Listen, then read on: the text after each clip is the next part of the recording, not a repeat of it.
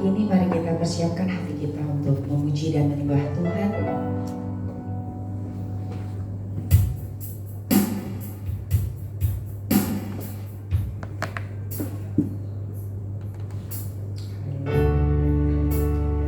Karena tak selalu doa kita dijawab sama Tuhan.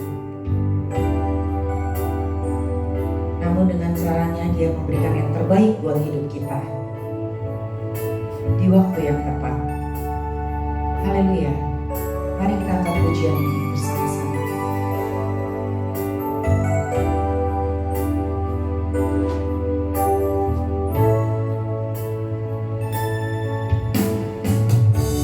Selalu Tuhan menjawab doa, namun Dia beri yang terbaik di waktu yang tepat.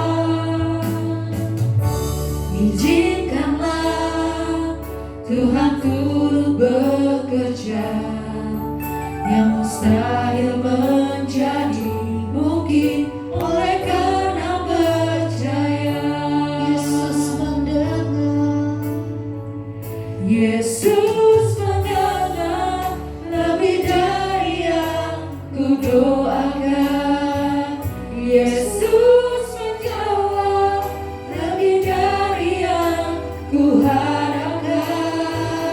Dengan caranya di waktu yang tepat, ku kan melihat Dia jadikan semua.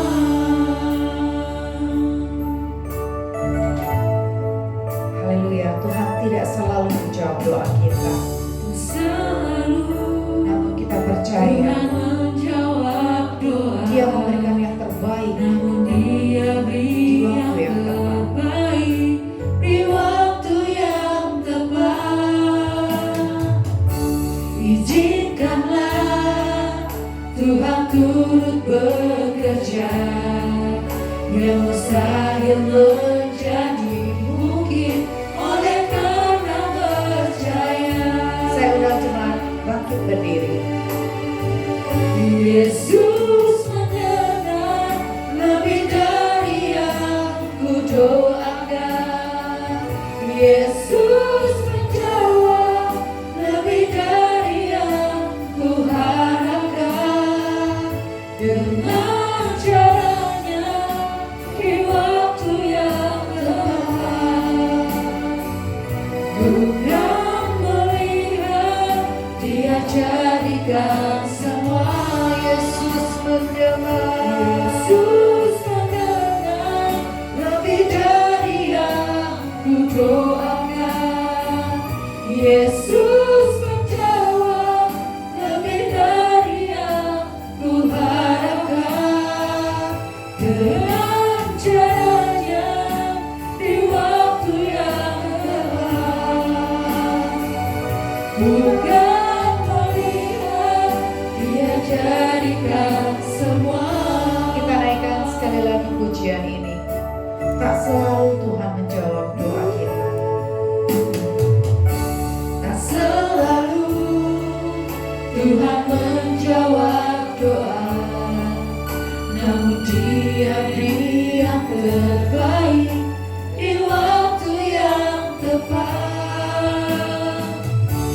Izinkanlah Tuhan turut bekerja, yang mustahil menjadi mungkin oleh karena percaya. Yesus mendengar, Yesus mendengar lebih dari yang kudoakan. Yesus menjawab lebih dari yang kuharapkan. Dengan caranya di waktu yang tepat, bukan melihat Dia jadikan semua. Yesus mendengar, Yesus mendengar lebih dari yang kudoakan. Yesus menjawab lebih dari yang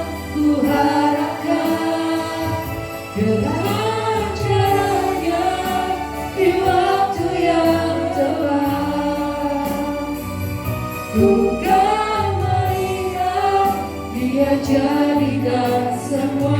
Bukan melihat, Bukan melihat, Dia jadikan semua. bukan melihat, Bukan melihat, Dia jadikan semua.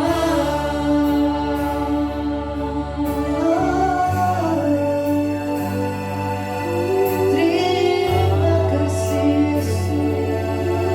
Mari kita sembah Dia. Nyatakan ucapan terima kasihmu kepada Tuhan. Karena Dia yang memberi kehidupan kepada kita. Dia yang sungguh baik, sangat baik dalam hidup kita. Mungkin saat ini doamu belum terjawab. Mungkin engkau merasa doa-doamu tidak mendapatkan jawaban yang tepat daripada Tuhan. Tetapi percayalah bahwa doamu akan dijawab oleh Tuhan dalam waktu yang tepat, dengan waktunya yang tepat. Haleluya, terima kasih Yesus. Haleluya, terima kasih Yesus. Syukur Tuhan.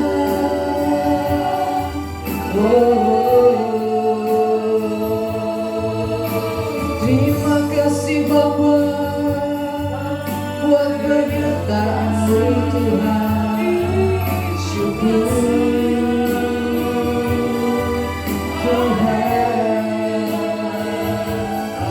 karena Kau Bapa yang baik. Terima kasih Yesus.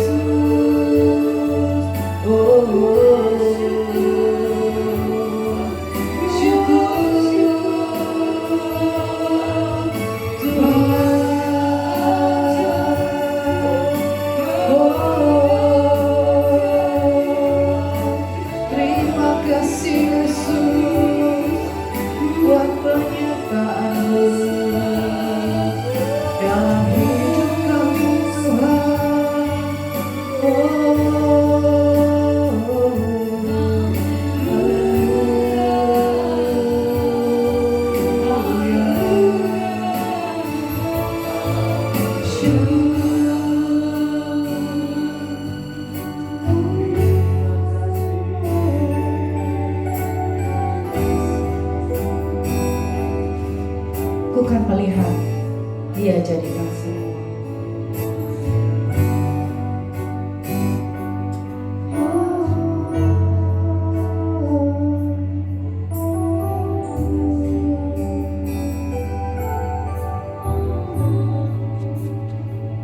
Ku kan melihat Dia jadikan semua. Ku kan melihat Dia jadikan semua. Ku kan melihat Dia jadikan semua. Benar Tuhan, kami mengalaskan doa kami ke dalam tangan-Mu Tuhan. Kami mau membuka ibadah pagi hari ini dengan ucapan syukur. Hanya di dalam nama Tuhan Yesus Kristus kami berdoa. Haleluya. Amin. Shalom jemaat yang dikasih Tuhan. Sehat semua ya hari ini. Selamat datang buat pengantin baru yang baru pulang dari honeymoon. Tuhan memberkati. Kita akan angkat satu pujian, kasih Allah tak berkesudahan, selalu baru setiap pagi dalam hidup kita. Haleluya.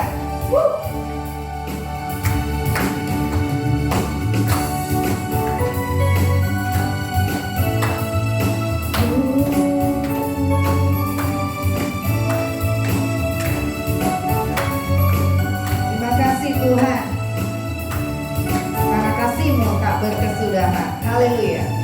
Kasih Allah tak berkesudahan, selalu baru setiap pagi. Rahmat-Nya pun tak pernah berakhir seumur hidupku. Kasih Allah,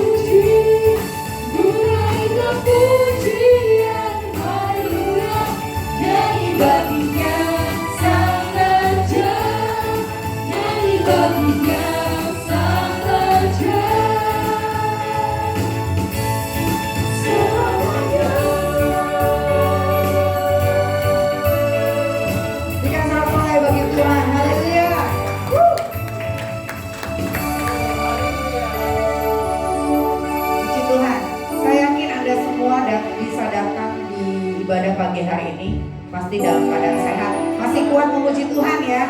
Haleluya. Mari kita terima sukacita surga pagi ini. Haleluya.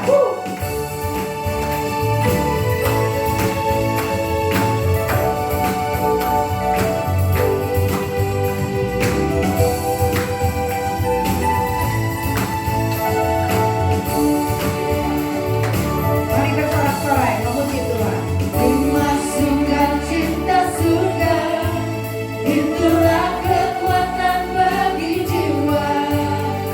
Ku dapat rasakan kasih-Nya di tengah badai yang bergelora. Terima sukacita surga, itulah kekuatan bagi jiwa. Ku dapat saksikan kuasa-Nya, taklukkan badai yang bergelora.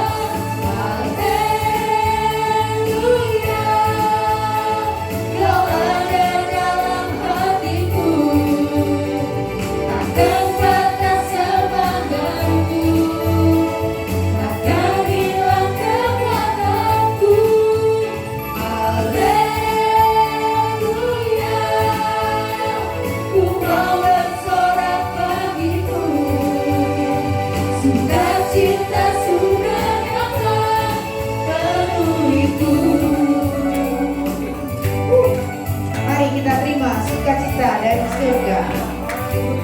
Haleluya. Terima sukacita surga, itulah kekuatan bagi jiwa. Ku dapat rasakan kasih-Nya di tengah badai yang bergelora. Terima sukacita surga, itulah kekuatan bagi jiwa. Ku dapat saksikan kuasa-Nya, taklukkan badai yang bergelora. Haleluya, Kau ada dalam hatiku, takkan patah semangatku, takkan hilang kekuatanku. Haleluya, ku mau bersorak bagimu, sukacita surga nyata penuhiku. Haleluya, haleluya, Kau ada dalam hatiku, takkan patah semangatku, takkan hilang kekuatanku. Haleluya, ku mau bersorak bagimu, sukacita surga nyata penuhiku. Haleluya, Kau ada dalam hatiku, takkan patah semangatku, takkan hilang kekuatanku. Haleluya, ku mau bersorak bagimu, sukacita surga nyata penuhiku. Sukacita surga nyata. Sukacita surga nyata penuhiku. Sukacita surga nyata penuhiku. Haleluya. Haleluya. Ini sorak-sorai buat Tuhan. Haleluya. Jemaat, saya persilahkan duduk kembali. Kita akan mendengarkan firman Tuhan. Mari kita siapkan hati kita. Satu pujian yang mengatakan, pribadi yang menghayatiku, seperti rusa yang rindu aliran sungai Tuhan. Begitupun jiwa kami Tuhan, yang haus akan Engkau. Karena Engkau pribadi yang mengenal hati kami. Haleluya.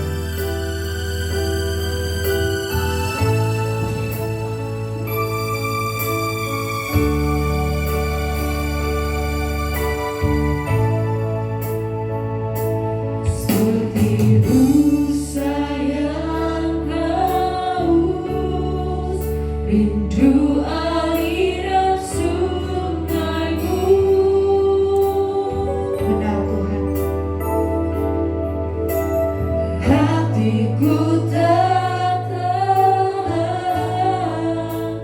menunggumu. Hati kami bagai tanah gersang Tuhan, yang merindukan datangnya hujan. Bagai tanah gersang menanti datangnya hujan.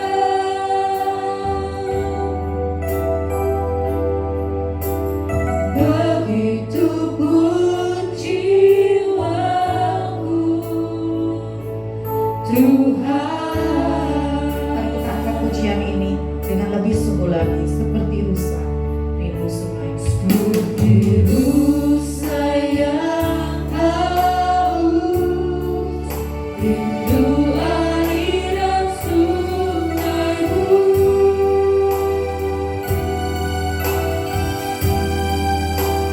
Hatiku tak tahan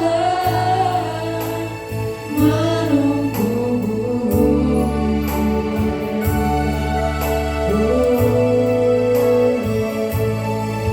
Bagai tanah gersang menanti datangnya hujan. Benar Tuhan. Begitu pun jiwaku, Tuhan. Hanya Engkau Tuhan. Hanya Engkau pribadi yang mengenal hatiku. Tiada yang tersembunyi bagimu. Suruh isi hatiku kau tahu, dan bawaku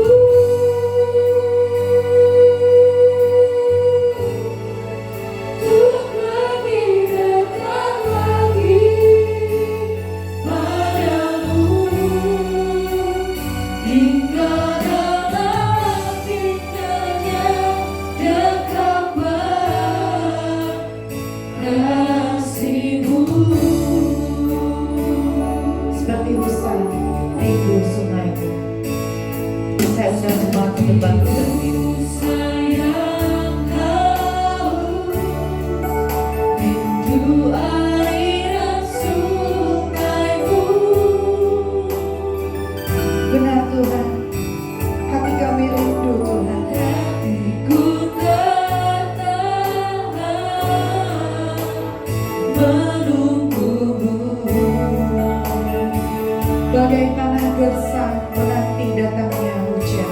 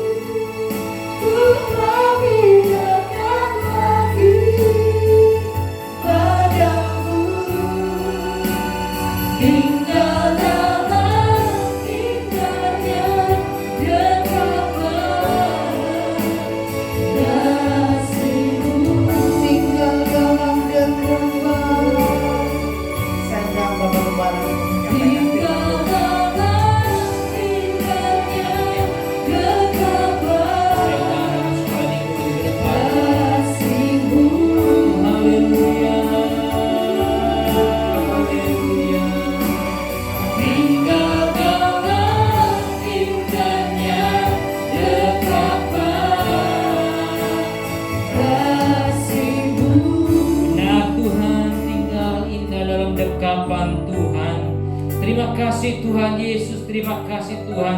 Sebentar kami akan mendengarkan kebenaran firman Tuhan. Berbicaralah kepada kami. Sebelumnya Tuhan, hamba serahkan anak sekolah minggu ini ke dalam tangan Tuhan. Aku berdoa dalam nama Tuhan Yesus Tuhan. Hamba serahkan ke dalam tangan Tuhan. Di dalam nama Tuhan Yesus aku serahkan ke dalam tangan-Mu ya Bapa. Di dalam nama Tuhan Yesus aku serahkan ke dalam tangan-Mu ya Tuhan. Berkatilah mereka semuanya ya Tuhan. Guru-guru yang mengajar Tuhan, berkati dengan berkat yang dari surgawi Tuhan. Kasih daripada Allah turun atas mereka semuanya ya Bapa. Dan berbicaralah Tuhan kepada kami semua, karena kami siap untuk mendengarkan kebenaran firman Tuhan. Berbicaralah kepada kami pada hari ini Tuhan. Hamba serahkan ke dalam tangan Tuhan. Di dalam nama Tuhan Yesus Kristus kami berdoa. Haleluya. Amin. Amin. Puji Tuhan. Silakan duduk. Ya, shalom saudara-saudara.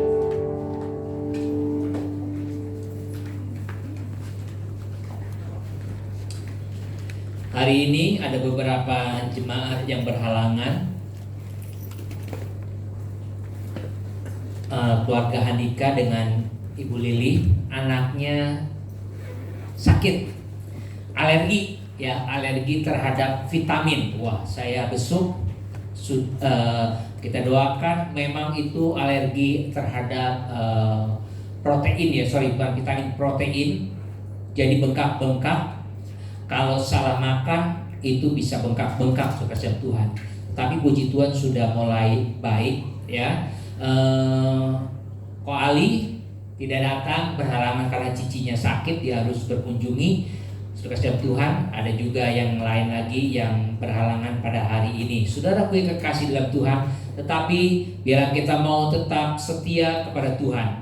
Pada hari ini, saudaraku yang kekasih di dalam Tuhan, saya akan berkhotbah tentang tanda kedewasaan orang di dalam Tuhan.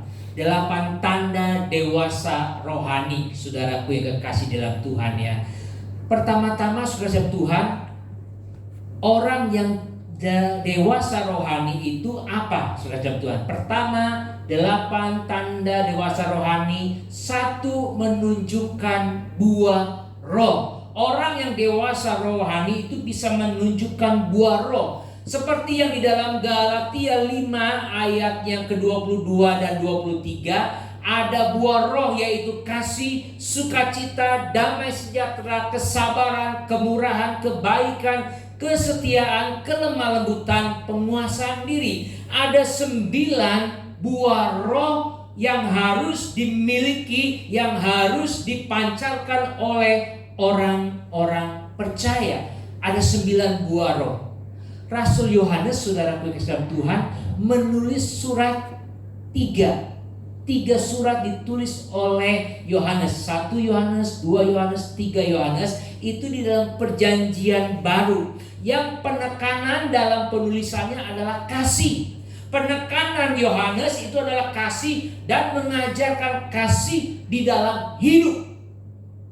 Tapi ketika Yohanes masih muda, saudara Tuhan, Yohanes itu mendapatkan julukan dari Tuhan Yesus, Boanerges, yang artinya anak guru, yang suka meledak-ledak semangat, saudara Tuhan.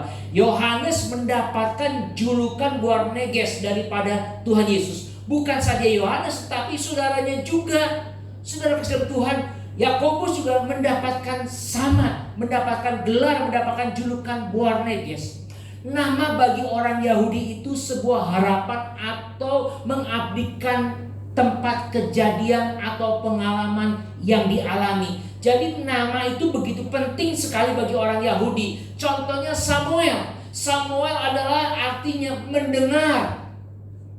Tuhan mendengar seruan Hana saat Hana mau minta anak. Saat Hana berdoa kepada Tuhan, dia berseru-seru kepada Tuhan minta anak, lahirlah seorang anak, dan anak itu diberi nama Samuel.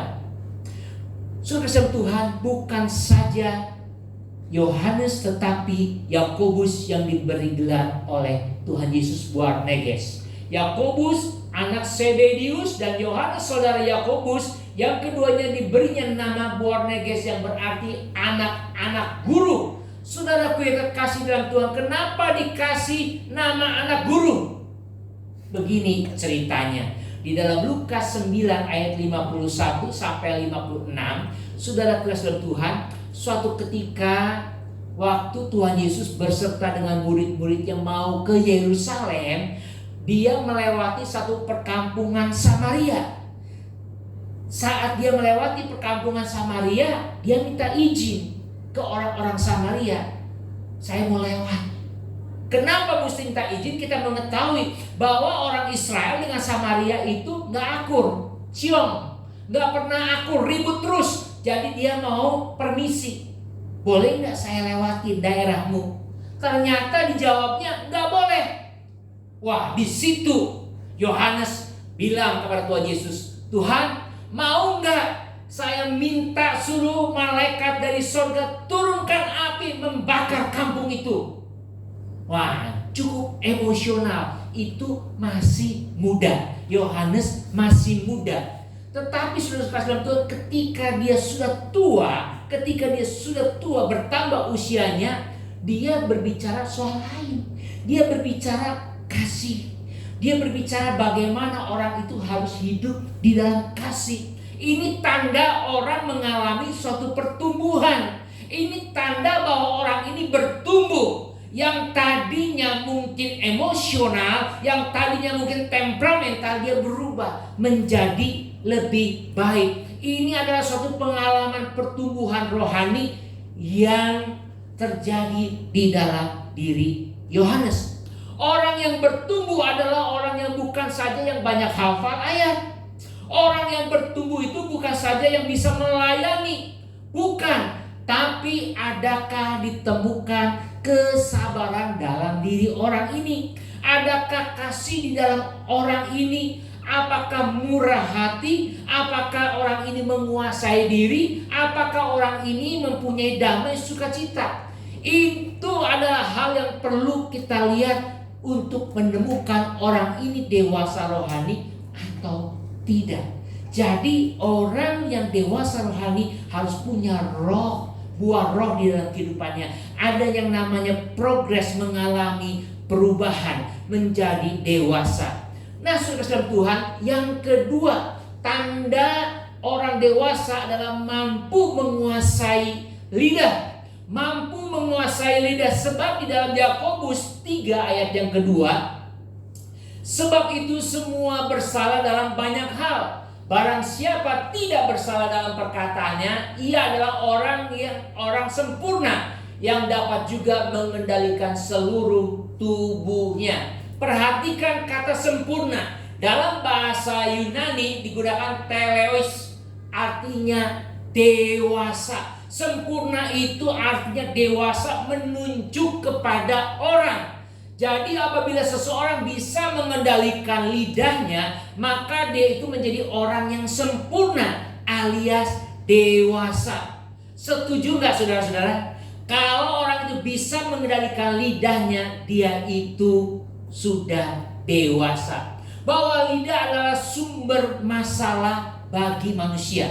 Setuju nggak? Lidah ini biang kerok di dalam hidup manusia. Kata Amsal 10 ayat yang ke-19, di dalam banyak bicara pasti ada pelanggaran. Orang yang banyak ngomong pasti akan terjadi keributan. Tetapi siapa yang menahan bibirnya berakal budi. Jadi saudara-saudara Tuhan, lidah ini sumber masalah di dalam hidup manusia. Berapa banyak pertengkaran terjadi gara-gara mulut. Gara-gara mulut orang bertengkar. Gosip itu punya sensasi tersendiri. Apalagi kalau kita ini menjadi orang yang pertama yang tahu berita itu. Lu tahu gak dia? Gua ini baru pertama kali, orang lain gak tahu, gua sendiri tahu.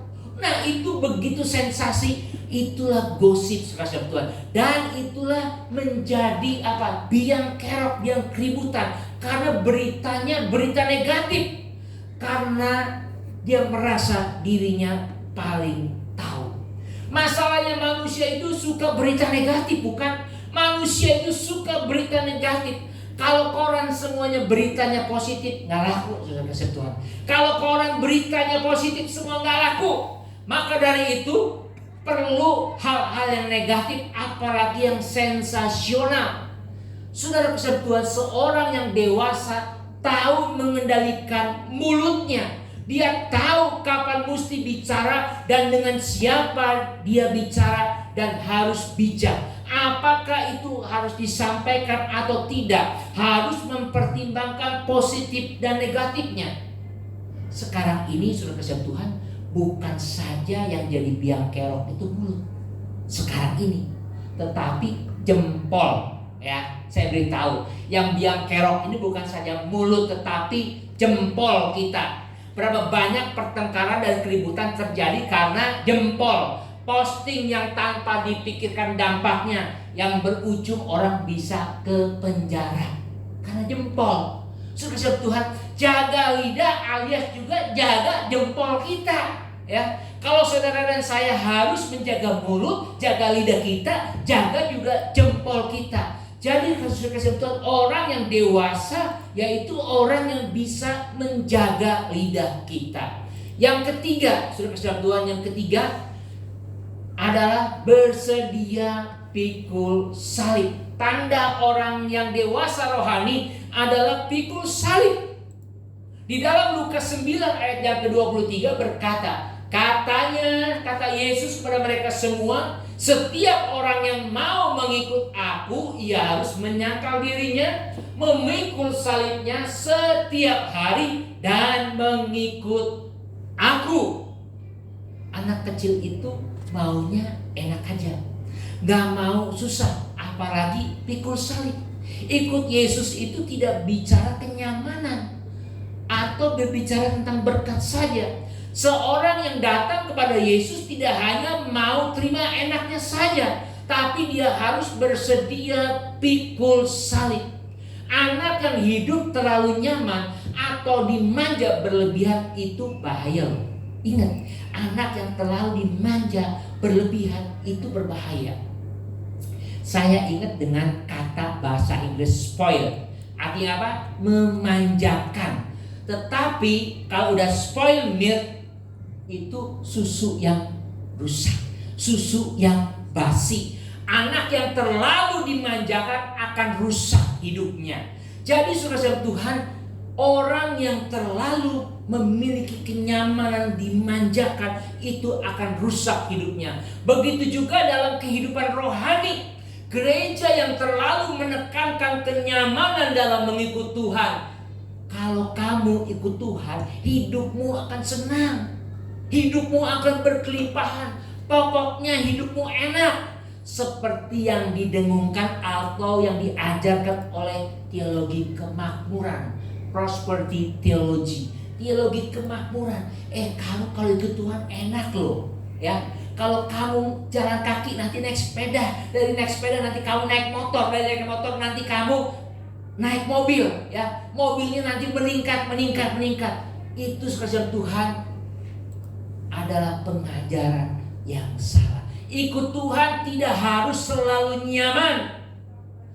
Karena tekanannya adalah kenyamanan, akhirnya banyak orang yang ikut menjadi kecewa karena tidak sesuai dengan apa yang diharapkan atau yang dipromosikan oleh gereja. Kok gue ikut Tuhan tetap aja Yesus saya, bukan aja susah, tambah susah.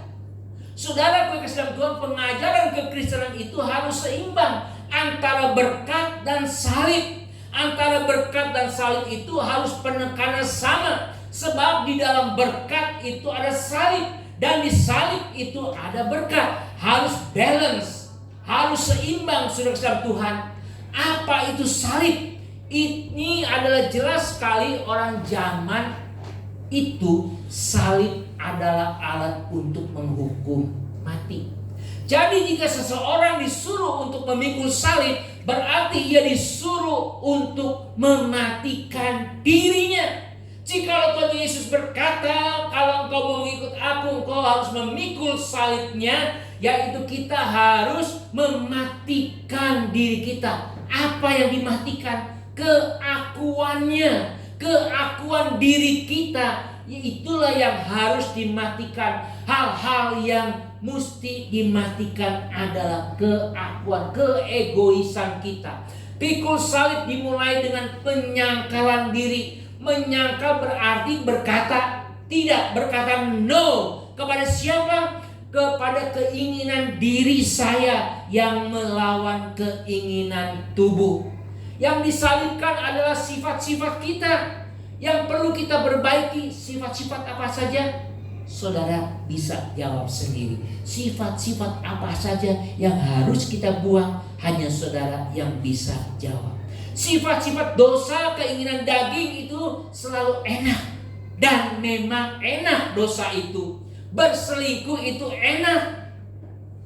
Enak-enak gimana gitu kalau kata orang bilang. Berselingkuh itu ngeri-ngeri sedap begitu ya. Itu enak katanya. Nah, saudara Tuhan, pertanyaan kalau dimaki bagaimana? Enak diam atau melawan? Enak diam atau membalas kalau dimaki? Saudara kasih Tuhan, Tuhan Yesus mengajarkan kepada kita, bukan saja kita disuruh diam saat engkau dimaki, bukan saja diam saat engkau ditampar. Dikatakan berikanlah pipimu yang lain. Itu satu pengajaran yang sangat luar biasa.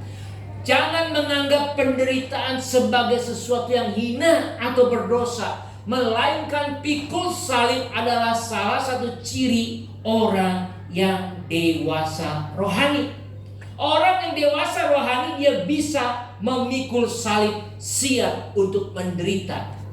Yang keempat, saudara kasih Tuhan, melakukan segala sesuatu tanpa mengeluh. Ini ciri orang dewasa rohani. Ya, Filipi 2 ayatnya yang keempat, lakukanlah segala sesuatu dengan tidak bersungut-sungut dan berbantah-bantahan. Inilah perintah Tuhan. Saya tahu kadang kita merasa orang lain itu kok lebih enak ya hidupnya dari kita, lebih enak ya dapatnya dari kita. Kalau kita kok menderita terus, kalau kita kok dapatnya pas-pasan. Saudara kasih Tuhan, dan kita ini cenderung untuk mengeluh dan protes.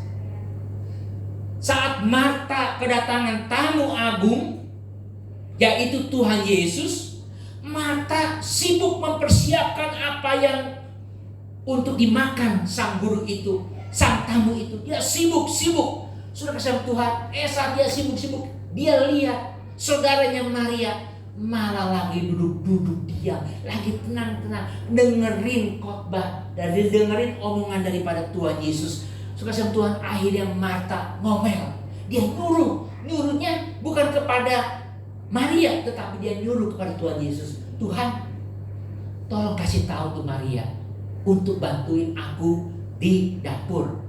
Nah, saudara Tuhan, kadang-kadang saya bingung, kenapa si Marta ini mintanya sama Tuhan Yesus, nggak mintanya sama Maria? Ini adalah contoh khas orang yang cari perhatian. Marta itu berharap dapat terima ucapan begini loh. Marta, ya, jangan takut, Tuhan akan memberkati engkau. Itu yang diharapkan oleh si Marta keinginannya. Atau Marta ini berharap makanan hari ini enak ya. Siapa yang masak ya?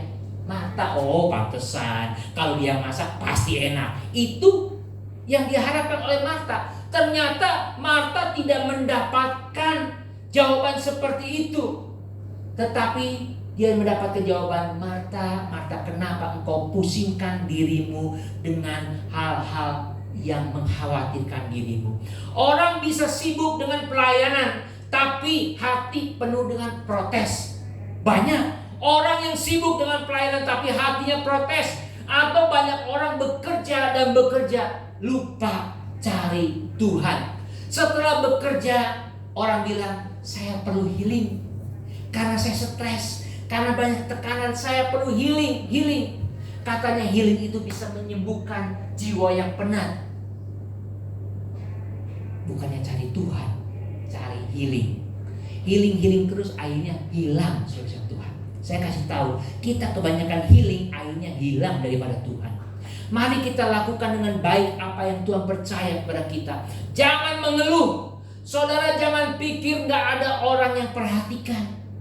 Saat engkau melayani, janganlah kita mengeluh. Ingat, memang orang lain tidak perhatikan, tapi Tuhan perhatikan kita.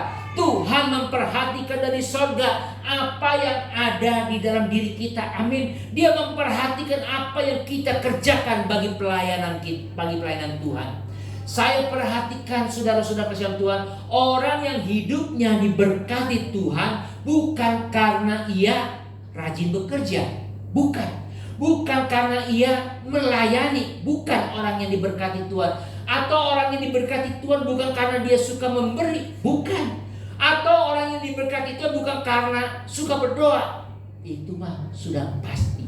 Tetapi supaya Tuhan, saya melihat, saya memperhatikan kebanyakan orang yang diberkati oleh Tuhan adalah dia orang yang tidak pernah mengeluh sama Tuhan. Perhatikan dan garis bawahi baik-baik. Orang yang tidak pernah mengeluh kepada Tuhan, dia pasti akan diberkati Tuhan. Kalau dia bekerja semangat, oh itu harus. Berdoa, oh ya harus. Melayani, oh ya harus. Tetapi ada satu poin yang saya perhatikan. Orang yang diberkati oleh Tuhan itu adalah orang yang tidak pernah mengeluh. Inilah tanda orang yang dewasa rohani, dia tidak pernah mengeluh kepada Tuhan. Sudah bersama Tuhan, mari kita mau belajar menjadi lebih dewasa. Yang kelima, saudara kasihan Tuhan, bisa menerima kritik dan teguran. Amsal 27 ayat 5 dan 6, saudara Tuhan. Lebih baik teguran yang nyata-nyata daripada kasih yang tersembunyi. Seorang kawan memukul dengan maksud baik, tetapi seorang lawan mencium secara berlimpah-limpah. Ciri khas orang dewasa adalah mampu belajar jadi lebih baik. Salah satu caranya adalah terima masukan dan kritik dalam diri dia. Menerima saran dan kritikan, masukan di dalam dirinya. Petenis dunia Roger Federer, ini petenis hebat ya, dari Swiss ya. Dia itu punya keunikan, saudara Tuhan, keunikan luar biasa. Dia itu pemain yang hebat, pemain yang handal, pemain yang diperhitungkan di dalam tingkat dunia. Dia punya pelatih itu dari dia belum bisa main sampai bisa main, sampai menjadi juara, sampai sangat terkenal dan terkenal sekali, dia masih tetap punya pelatih. Roger ini masih menggunakan pelatih. Kenapa Roger masih menggunakan pelatih? Roger bilang, karena saya menyadari semua orang itu punya kelemahan, punya blind spot. Ada titik-titik yang dia tidak bisa lihat. Hanya orang luarlah yang tahu keadaan saya. Saya gak bisa lihat ke belakang kepala saya. Hanya saudara-saudara yang tahu katanya. Maka dari itu dia perlu orang lain. Jadi saya perlu orang lain untuk memberikan masukan dan teguran supaya saya bisa lebih baik lagi, kata si Roger. Jadi saudara Tuhan, bukan karena dia sudah menjadi petenis hebat dunia, dia gak perlu pelatih. Saya percaya pelatihnya kalau suruh lawan dia belum tentu menang. Belum tentu juga dikasih angka sama dia. Tapi si Roger ini dibilang, saya ini perlu pelatih yang memberikan masukan dan nasihat kepada saya. Karena saya menyadari manusia kelemahan, ada blind spot tertentu yang tidak bisa saya lihat. Ini adalah ciri khas orang dewasa yang perlu masukan dan saran dari orang luar. Yang keenam, saudara yang kasih Tuhan, punya prinsip tidak mudah terbawa-bawa. Ya, Efesus 4 ayat yang ke-14 dan 15.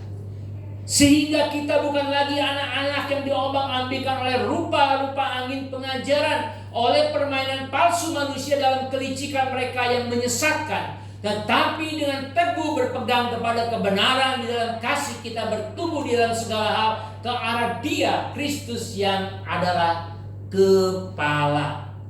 Saudara, anak kecil itu gampang dipengaruhi, gampang diombang-ambingkan. Datang orang mengajar A, dia ikut A. Datang orang mengajar B, dia ikut B. Dan sekarang ini segala pengajaran berhembus, dari yang sepoi-sepoi sampai yang badai, ya. Banyak sekali pengajaran kita bisa temui. Kalau kita melihat di YouTube, banyak sekali pendeta saling menyalahkan dan saling menyerang. Ada ribuan khotbah pendeta yang semuanya belum tentu sehat.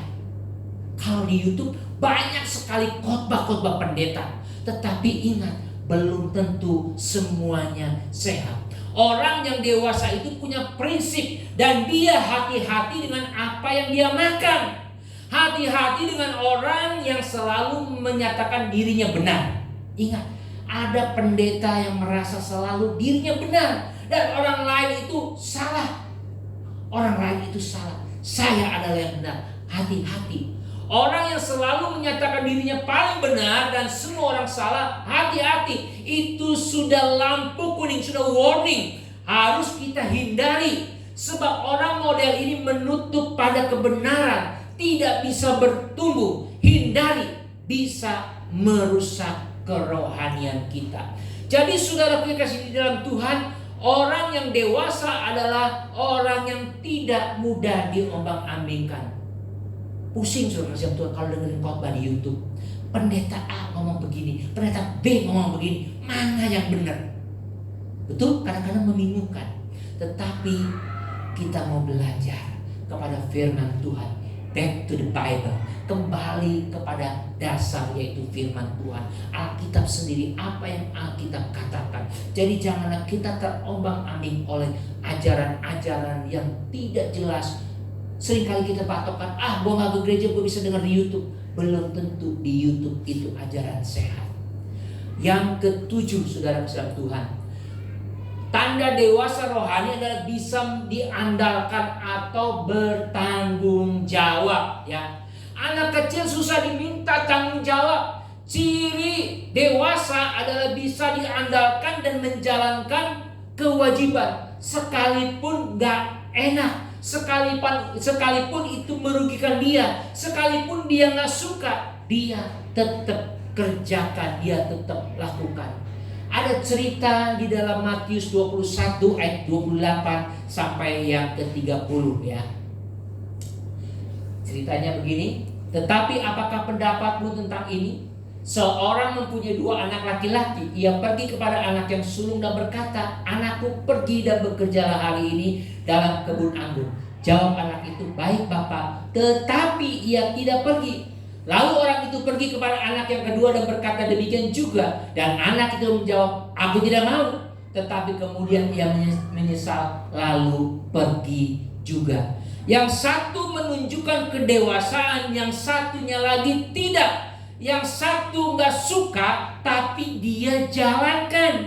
Itu ciri orang dewasa. Dia tahu ini perlu. Saya kasih contoh. Seorang bapak tugasnya itu apa? Seorang bapak tugasnya memastikan kesejahteraan terhadap anak dan istrinya. Pastikan anak istrinya itu cukup makan, anaknya itu cukup sekolah, semuanya cukup. Seorang bapak gak bisa ngancem sama anak sama istrinya. Kalau kamu gak nurut sama saya gak kasih makan. Kalau kamu gak nurut sama saya gak kasih uang. Gak bisa begitu, saudara Tuhan. Itu adalah sebuah kewajiban dari seorang bapak. Tanggung jawab. Ini mau menunjukkan kedewasaan. Jadi seorang yang disebut dewasa rohani, dia harus mempunyai tanggung jawab di dalam dirinya. Yang kedelapan, saudaraku yang kasih di dalam Tuhan, yang kedelapan, mampu berpikir jernih tanpa dikuasai perasaan. Saudara mesti berwaspada terhadap perasaan kita. Kenapa? perasaan itu nggak bisa diandalkan. Dengarkan baik-baik. Perasaan itu nggak bisa diandalkan. Dia datang dan pergi sesukanya, ya. Seperti lagu kau datang dan pergi sesuka hatimu. Dia dipengaruhi oleh banyak hal. Perasaan itu dipengaruhi banyak hal. Jangan jadikan perasaan jadi pedoman kita dalam mengambil keputusan dalam hidup ini. Jangan dijadikan pedoman perasaan itu saat kita mengambil keputusan. Oh, rasanya saya senang, maka saya lakukan. Oh, saya nggak senang, maka saya nggak lakukan. Nggak bisa demikian, saudara-saudaraku. Senang atau tidak senang tidak boleh mempengaruhi keputusan kita. Mari kita perhatikan Nehemia 5 ayat 6 dan 7. Maka sangat marahlah aku. Nehemia marah ketika aku dengar keluhan mereka dan berita-berita itu. Setelah berpikir masak-masak, aku menggugat para pemuka dan para penguasa. Kataku kepada mereka, masing-masing kamu telah makan riba dari saudara-saudaramu. Lalu kuadakan terhadap mereka suatu sidang jemaah yang besar. Ceritanya begini, saudara kasih Tuhan. Nehemia itu marah sekali karena melihat, kalau kita baca ayat sebelumnya, saudara kasih Tuhan, yaitu bahwa orang-orang Yahudi itu memeras orang-orang Yahudi yang susah, orang-orang yang miskin, sampai orang-orang yang miskin ini jual anaknya laki-laki, jual anaknya perempuan supaya bisa makan. Nehemia marah sekali, saudaraku yang kekasih dalam Tuhan. Tapi Nehemia ini marah, dia tidak bertindak berdasarkan perasaannya saat dia marah. Dia pikir dulu, dia pikir masak-masak. Setelah dia pikir, dia baru bertindak. Bagaimana, apa yang harus saya lakukan? Istilah kita, hati boleh panas tetapi kepala harus dingin. Itu ciri orang dewasa. Contohnya adalah pengampunan, saudara kasih Tuhan. Orang yang dewasa itu punya kesadaran bahwa saya ini perlu mengampuni orang yang bersalah kepada saya. Daripada saya pendam sakit hati itu di dalam hati saya, nggak ada untungnya. Saya pendam sakit hati, yang ada adalah sakit penyakit yang muncul. Itu ciri orang dewasa. Dia tidak akan memainkan perasaannya, tetapi dia akan berpikir masak-masak apa yang harus dia kerjakan. Saudara kasih Tuhan, cuma pertanyaannya, bagaimana kita ini bisa menjadi dewasa rohani? Tadi itu 8 itu ada ciri-ciri orang dewasa rohani. Cuma pertanyaannya, bagaimana kita bisa menjadi dewasa rohani? Ibrani 6 ayat yang ke-1a. Sebab itu marilah kita tinggalkan asas-asas pertama dari ajaran tentang Kristus dan beralih kepada perkembangannya yang penuh. Saudara-saudara kasih Tuhan, tumbuh dewasa adalah mandat kitab suci. Alkitab mau kita dewasa. Alkitab itu mau saudara dan saya dewasa. Cuma masalahnya bagaimana? Bagaimana caranya, saudara Tuhan? Kita mundur 3 ayat, ya. Ibrani 5 ayat yang 12 sampai 14. Sebab sekalipun kamu ditinjau dari sudut waktu, sudah seharusnya menjadi pengajar. Kamu masih perlu lagi diajarkan asas-asas pokok dari penyataan Allah, dan kamu masih memerlukan susu, bukan makanan keras. Sebab barang siapa memerlukan susu, ia tidak memahami ajaran tentang kebenaran, sebab ia adalah anak kecil. Tetapi makanan keras adalah untuk orang-orang dewasa, yang karena mempunyai panca indera yang terlatih untuk membedakan yang baik daripada yang jahat.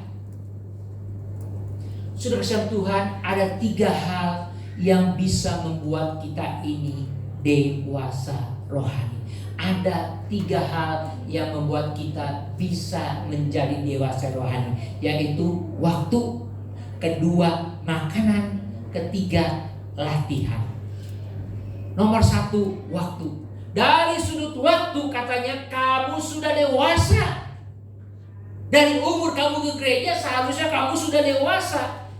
Memang saya katakan sudah kasih Tuhan, jadi tua adalah soal waktu. Menjadi dewasa pun soal waktu. Orang menjadi dewasa tidak dalam satu malam. Tidak dalam satu malam dia menjadi dewasa. Perlu waktu yang cukup lama. Istilah Tuhan Yesus, orang yang pertama-tama dia baru datang atau bertobat kepada Tuhan Yesus, namanya lahir baru. Yang namanya lahir itu selalu bayi. Dengan perjalanan waktu bayi itu tumbuh menjadi dewasa. Ada peringatan dari Rasul Paulus yang suka tidak dilihat oleh banyak gereja. Ada nasihat oleh Paulus yang tidak disukai oleh gereja. Kita lihat di dalam 1 Timotius 3 ayat yang ke-6. Janganlah ia seorang yang baru bertobat, agar jangan ia menjadi sombong dan kena hukuman iblis. Ini soal pengurus gereja. Jadi orang yang baru bertobat jangan dijadikan pengurus. Kenapa? Karena dewasanya belum ada. Perlu waktu. Jadi kita harus sabar bagi orang-orang yang baru di dalam Tuhan. Tiap-tiap orang punya waktu yang berbeda-beda. Bagi si A bisa mengalami pertumbuhan yang cepat, bagi si B mungkin dia agak lambat. Tetapi saudara Tuhan, semuanya membutuhkan waktu. Di sisi lain saudara Tuhan, jangan dijadikan alasan untuk kita tetap menjadi kanak-kanak. Udah ke gerejanya udah lama, bertobatnya udah lama. Saya mah masih bayi rohani, gak mau melayani. Saya mah gak bisa. Saya mah gak layak. Pengennya jadi bayi rohani terus. Seringkali itu juga dijadikan alasan. Kita udah lama ke gereja tapi kita gak mau melayani. Itu yang dijadikan alasan. Yang nomor 2, saudara kasih Tuhan, yang kita harus perhatikan adalah makanannya. Kata Ibrani tadi, makanannya harus yang keras, jangan susu terus. Selama anak kecil kita kan maunya susu terus. Kalau anak kecil itu maunya susu terus, maunya yang lembek-lembek aja. Kalau mau dewasa, makanan kita harus diganti, harus terbiasa makanan keras, atau kadang-kadang makan makanan yang pahit. Contohnya pare. Pare pahit, tapi pare itu jangan salah, banyak manfaatnya. Obat yang pahit itu khasiatnya luar biasa. Kalau yang manis enggak, walaupun katanya sekarang ada sudah disaut oleh gula. Tetapi ada obat-obat yang tertentu yang pahitnya minta ampun. Udah kita makan, udah kita minum pahit, tetapi itu menyembuhkan. Nah, saudara kasih Tuhan, yang dimaksud di sini tentu bukan makanan fisik, tetapi ini berbicara masukan, teguran, kritikan, khotbah-khotbah yang sifat yang menegur, menasehati dan mengoreksi. Kalau saya boleh terus terang ngomong, saudara kasih Tuhan, semua kita ini berharap khotbah itu lucu, ya kan? Khotbah itu ringan, khotbah itu enak didengar, bikin adem, bikin menghibur. Itu kalau saya mau bilang jujur, saya harus mengatakan bahwa memang kita perlu khotbah yang menghibur, memang kita perlu khotbah yang membuat diri kita adem. Tapi kalau lama-kelamaan kita dengarnya yang adem-adem terus, yang menghibur-hibur terus, akhirnya kita mencari hiburan di dalam gereja. Saudara kalau dengar khotbah yang enak-enak di kuping terus, akhirnya saudara hanya mencari hiburan di dalam gereja. Kalau pendetanya nggak lucu, nggak mau ke gereja. Ke gereja bukan cari kebenaran, tapi cari pembenaran. Bukan cari kebenaran, tapi cari pembenaran. Khotbah yang memberkati belum tentu membuat jemaat pulang dengan rasa nyaman terhadap diri sendiri. Belum tentu khotbah yang benar. Khotbah yang paling tepat untuk seseorang bisa jadi khotbah itu bikin dia marah. Khotbah yang tepat, khotbah yang benar bisa itu membuat seseorang dia marah, bisa juga membuat dia tersinggung, bisa juga dia bisa nggak nyaman sama sekali. Itu kadang-kadang khotbah yang tepat seperti itu. Pengkhotbah ini sebenarnya kalau menegur, kalau menasihati, ingat sebetulnya pengkhotbah itu mengasihi saudara-saudara sekalian, mengasihi jemaat Tuhan. Yang ketiga, nomor 3 adalah latihan. Orang dewasa itu perlu terlatih, bukan terlena. Orang dewasa itu perlu terlatih, bukan terlena. Panca indera katanya terlatih untuk bisa membedakan mana yang benar, mana yang salah, mana yang prioritas, mana yang bukan. Itu panca indera bisa melihat itu. Jadi kita perlu periksa kebiasaan kita, habit kita itu kita perlu lihat. Kita apakah sudah terlatih atau belum. Maka kita perlu libatkan Roh Kudus untuk bikin kita dewasa. Caranya bagaimana? Mulailah berdoa. Saudara bisa memohon kepada Tuhan untuk menuntun saudara menuju kedewasaan. Kata para ahli, saudara sekalian Tuhan, kata para ahli, kebiasaan itu terbentuk setelah dijalani selama 30 hari. Contoh sederhana, bangun pagi. Coba lakukan bangun pagi setiap hari selama 30 hari, itu akan terbentuk di dalam diri kita. Setelah lewat 30 hari, kita nggak bangun pagi, nggak enak. Pengennya bangun pagi terus. Jadi 30 hari itu menurut para ahli bisa membentuk kebiasaan di dalam diri kita. Saya akan ceritakan satu kisah satu orang yang melakukan kebiasaan yang cukup aneh. Ini bisa jadi contoh untuk orang mau menjadi dewasa, ya. Kebiasaannya aneh, tapi mungkin bisa membuat kita dewasa. Mauricio Estrella, ya. Dia adalah seorang graphic designer, tinggal di Shanghai, berasal dari Ekuador. Tahun 2011 dia itu bercerai dengan istrinya. Istrinya balik ke Ekuador, Mauricio ini tetap tinggal di Shanghai. Mauricio ini mengalami depresi yang berat sekali. Dia nggak tahu apa yang harus diperbuat lagi di dalam hidup ini. Dia hidup penuh dengan kepahitan karena dia bercerai dengan istrinya. Suatu pagi saat dia masuk ke kantor, pas nyalakan komputernya keluar tulisan, password Anda sudah kadaluarsa, tolong ganti password Anda. Kantornya memang bikin password itu 30 hari. Setelah 30 hari dia harus ganti passwordnya. Cuma masalahnya dia telat datang. Jadi muncul itu peringatan itu. Dia bergumam, saya mau ganti password apa ya? Dia bingung, dia pikir apa ya? Lalu muncul ide yang belum pernah sebelumnya muncul. Sudah berbulan-bulan dia sakit hati sama mantan istrinya. Dia putuskan ganti passwordnya dengan apa? Forgive her. Ampuni mantan saya. Dia bilang saya harus ketik ini 4-5 kali sehari terus saya ketik. Supaya apa? Saya mengucapkan terus ampuni dia, ampuni dia. Apa yang terjadi? Setelah seminggu dia merasa mulai enakan, badannya itu mulai enakan, depresinya mulai berkurang. Dia terus lagi ketik lagi, minggu berikutnya. Waktu sudah kasih Tuhan, manusia ini mengetik, dia bukan sekedar mengetik, tapi dia lagi ingetin bahwa dirinya itu harus mengampuni istrinya. Bukan sekedar dia mengetik password, tapi dia lagi mengingatkan dirinya kalau dia itu harus mengampuni istrinya. Dalam 1 bulan, Mauricio ini bilang, saya bebas dari depresi. Ya, setelah dia ketik-ketik itu 1 bulan, dia bebas dari hidup karena depresi. Hidup saya enak, gak ada lagi sakit hati. Saudara Islam Tuhan, bulan berikutnya dia harus ganti lagi password. Pertanyaannya bingung, passwordnya apa ya?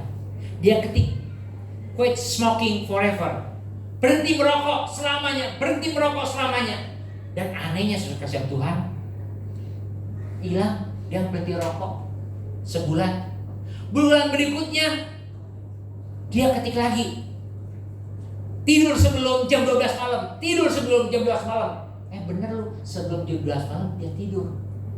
Terus dia ketik lagi kasih Tuhan, itu time a day. Sehari makan 2 kali. Tapi ini gak berhasil. Kelihatan dari badannya masih gede. Badannya masih gede. Yang lain berhasil.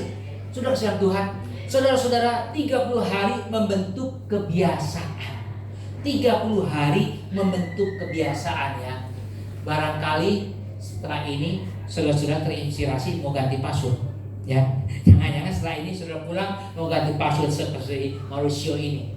Saudara kasih Tuhan, kalau ada kebiasaan yang baik, tidak ada salahnya kita mencoba, bukan?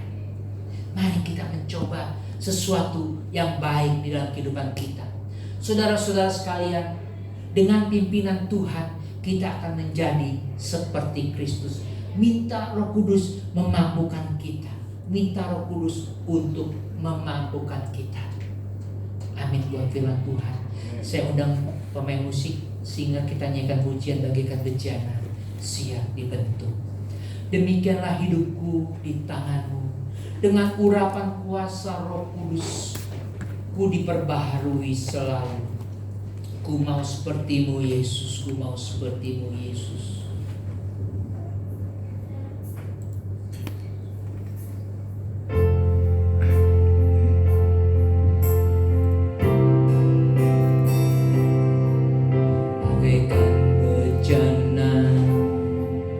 siap dibentuk. Demikian hidupku di tanganmu, dengan urapan kuasa Roh-Mu, ku dibaharui selalu. Jadikanku alatmu, jadikanku alat dalam rumah-Mu. Inilah hidupku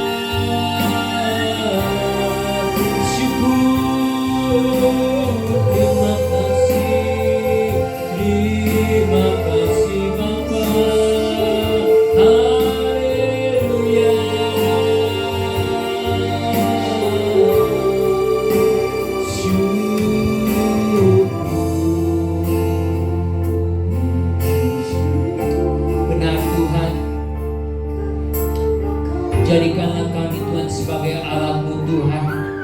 Bentuklah kami menjadi orang-orang yang dewasa Tuhan di dalam Tuhan. Sebab itulah yang Tuhan inginkan, bahwa kami mau menjadi seperti-Mu Yesus, yang disempurnakan selalu Tuhan. Biar dalam segenap jalan hidup kami boleh memuliakan nama-Mu Tuhan. Tuhan memberkati sidang jemaat Tuhan di tempat ini Tuhan. Hamba berdoa di dalam nama Tuhan Yesus Kristus kami berdoa. Serahkan semuanya ke dalam tangan-Mu. Haleluya. Amin. Terima kasih. Puji Tuhan.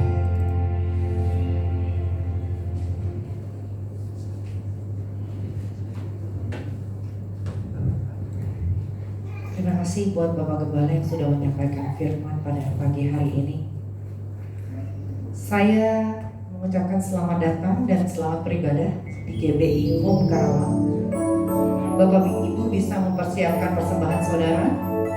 Nanti setelah ibadah selesai bisa meletakkan persembahan saudara di kotak yang telah tersedia di depan pintu ruang ibadah ini. Kita angkat satu pujian. This is your house, this is your home. Haleluya.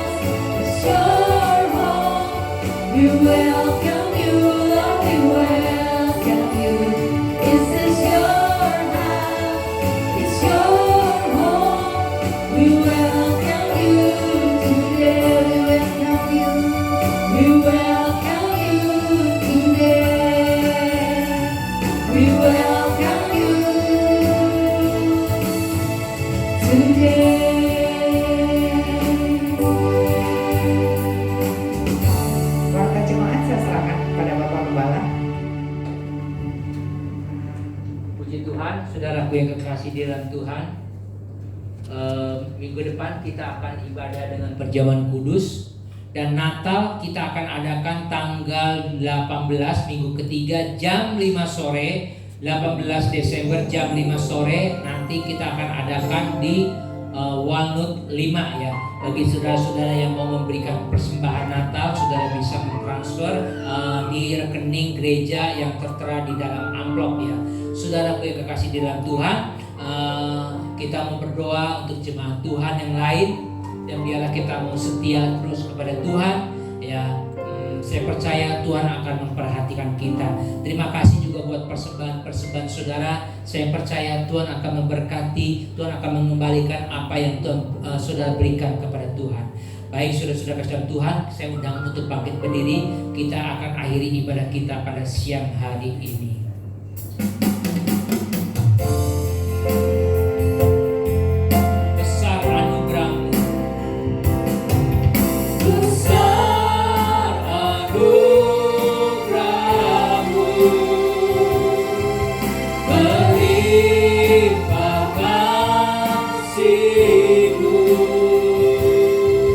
Semakin hari semakin bertambah